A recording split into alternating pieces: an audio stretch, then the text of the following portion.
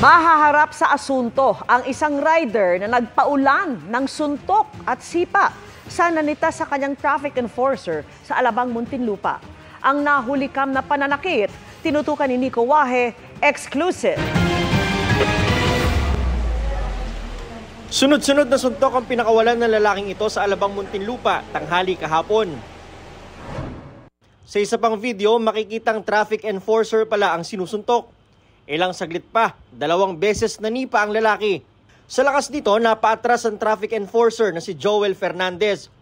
Kwento niya, nagmamando siya ng trapiko bago mangyari ang pananakit. May tumatawid ng mga bata, sa gitna ng mga kabataan, kita ko may parating na motor, tinaasan ko po siya ng kamay para mapahinto, malalayan yung patawid.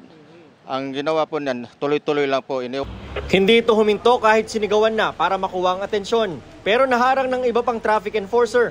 Sinabi ko naman sa kanya ang kanyang violation. Una-una, may tumatawid at saka dinidisregard niya ako. Nagalit po siya. Hindi raw ako pwedeng pakiusapan. Bastos daw ako.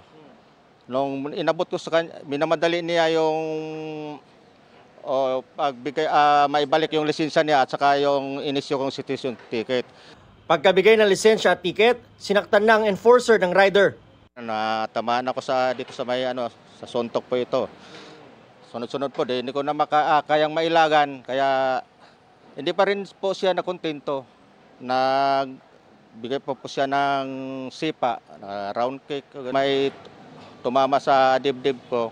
At ito nga, ininda ko yung likod sa lakas ng impact. Kahit nasa lag ko, medyo nayanig pa rin ako. Nakaresponde naman po ang ating mga kapulisan dito sa Substation 3 ng Alabang at naaresto po itong suspect natin.